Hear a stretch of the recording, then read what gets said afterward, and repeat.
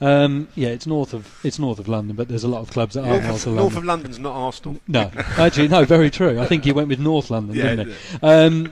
Pete, have you got any questions that you want to No, I was going to say, I mean, obviously fans, I mean, I'm a lover of Twitter, and it's quite common knowledge that you love the Twitter, but do you take the rough with the smooth? Obviously, everything's great when you're getting compliments, but when you get the negativity, do you read them all, and do you reply to them, or did you just turn it off for the sort of night and then go back to the next day? No, I read them all, and I'll reply to some, and I'll take, but some of it is just people just want to annoy you and drive you into replying. But you've got to take the good with the bad, and you've got to be stand up and count. It's easy being a chairman when everything's going right.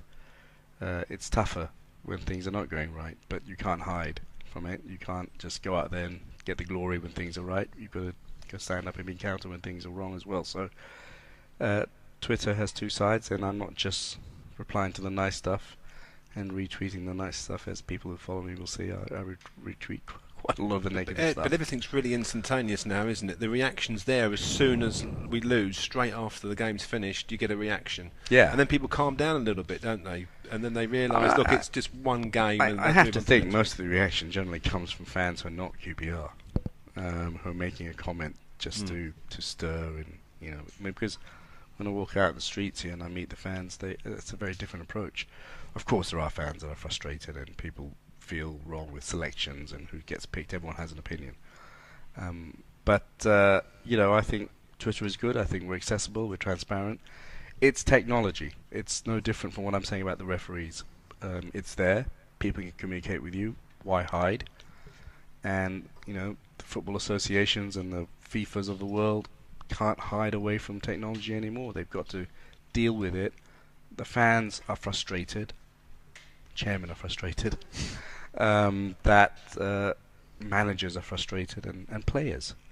It's affecting a lot, and financially it affects a lot of things. So, people have to start clamouring for video technology.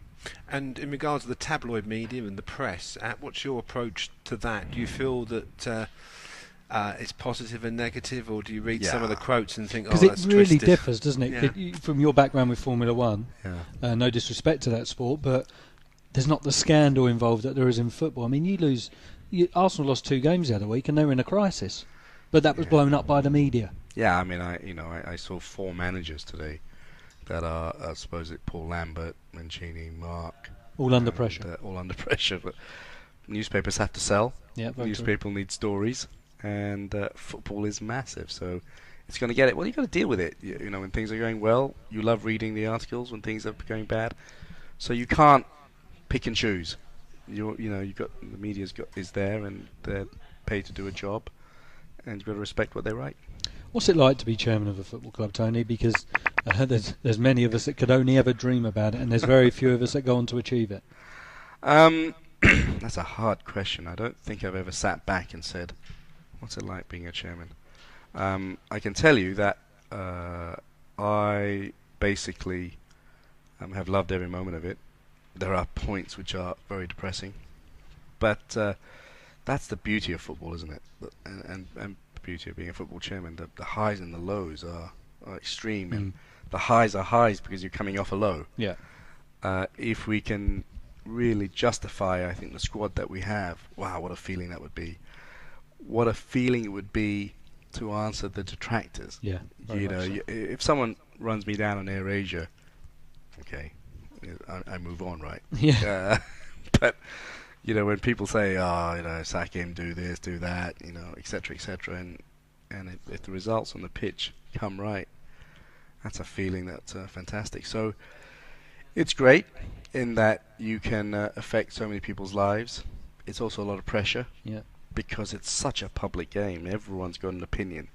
Wherever I am in the world, someone's got an opinion on QPR, and you just got to listen to all their opinions. And there's one thing that QPR fans is they're great fans. I mean, I know every club says it about their fans, but QPR fans, they're a different makeup, aren't they? I really feel that. I mean, I'm not just saying that for PR.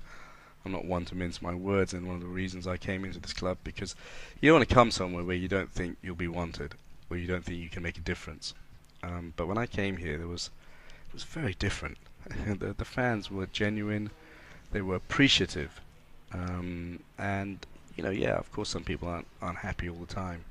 But I have to say, the welcome and the continuing support. Just walking down here just now from Nando's, not one fan said anything negative. They all said thank you very much for what you're doing. I know you have plans to move to another ground, but when you plan that, would you try to get it near the pitch? Because that is something which is advantageous to us, because when the crowd does get going, it can really... Well, I said to Phil yesterday, actually, I said, God, is there no way we can expand Loftus Road? It just feels right here. I enjoy walking here. I've been walking around and driving around as well. But we'll always struggle not to get, if we can't move up to 35,000 and 40,000 financially. So there are some plans we're looking at, but yes, we will try. We'd be stupid not to replicate the good things in Loftus Road and try and build on that. And I think we can. And some of the fans and players sent me pictures of a ground. In fact, Javier was one of them, of a ground in Germany. Which kind of... That's right, I've seen that one. I can't remember the name of it, but... It's not Schalke or something like that. No. I think it was at FC Augsburg, wasn't it? That's Augsburg, it. Yeah. So, which kind of replicated it. But yeah, the message to our architects were keep what's good at QPR and try and make it a bit bigger. 10 minutes until we're off air tonight. 07557 435 710. We need to give away these tickets, otherwise I'm going to give them away to the next man I see walking down the street later tonight. So call us now. Let's look ahead to Reading. There's only one question left. Yeah, there is. Well, two. Yeah, they need to get question 4 right, and then question 5 is very straightforward. Let's look ahead to Reading. The press are saying it's a must-win, and if we don't win, Mark Hughes is gone. What would your message be? That's I'm not sure you can accomplish anything so quickly by changing a manager. Nothing's going to change that dramatically. So yes, it is a game we have to win, but we have to be philosophical. We may not. Something may happen. I mean, I just hope we have a normal game. We don't have referees or linesmen involved or players sent off. If we could have a normal game. A scrappy 1-0 would suit you just fine. Well, no, I don't know. It would suit me just fine right now, but I think it won't be like that. I think we've got... if you look at every QPR goal this season, they've all been good goals. Pretty spectacular goals, actually. Yeah. They've been class, and we've played class football going forward. We've had our problems at the back, and we all know why we've had our problems at the back. But and our goalkeeper has been world class. Fantastic. Right. So there's a lot of good stuff there. And if we can just get a normal day, no controversial decisions, no sendings off, a steady defence, no injuries, not losing our left back 5 minutes into the game, and then the next left back, right back 15 minutes into the game. If we could have a normal game, I think Reading's there for the taking. Good. And I think if we have one game, it's going to start. So, stay calm. It's what you guys taught me, all you fans, when you put it on your T-shirts. Stay calm, be cool, and keep the faith. Because, as I was talking to a very wise man, Bill Kenwright, and when I became chairman, I saw a lot of Everton fans wanting him out, and there was some leaks of his interviews, etc., with some fans. Yeah. And Everton were, I think, in a similar position as we were. Start of last season. Season. We around now. We went there and won. That was my first game in charge. 2-1, I think. 1-0 at Goodison Park. And we, Everton were bottom at about this time. Yeah. They had a few more points than us, I think 7. Yeah. And they ended up not far off the Champions League. Yeah. And look at where they are now. So, and they stuck with David Moyes. And there were people commenting that David Moyes has been there, and I remember people commenting that Arsene Wenger should go. Alex Ferguson's another one right at the beginning. Manchester United. Look what happened to him. So, I do believe stability. I do believe we have a good manager. I've seen how professional Mark is and the amount of energy he puts in and his commitment. So let's not panic. Let's keep let's keep calm and see where we go. It's a long season ahead of us. Team news ahead of the weekend. Obviously, Jason Park could come back into the side. Stefan Mbaye suspended, and there's various options. People say, is it time to bring Jibril back into the starting 11? Should Ali Fowling? But it's what situations to have. I remember over the years, Pete, we were struggling to get 11 out almost, but now we've got a great bench where Mark can look at it in training. He's got various options at his disposal. Well, we could go back to when Holloway had a whole of 11 of freebies, but we're not in that situation now.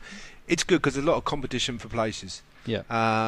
Zamora, Cisse, Zamora, Hoylett. I mean, I prefer Zamora Hoylett only because, as I said before, Cisse plays the last line very well and he's more of a replacement for Zamora. But we've played our best games against Chelsea, against Tottenham, against Arsenal. I just want to see us deliver against Reading because, when it's lesser teams, we haven't done so well. And there's a great opportunity this Sunday in front of a packed Loftus Road, hopefully, to get some wins and get ourselves out the bottom three.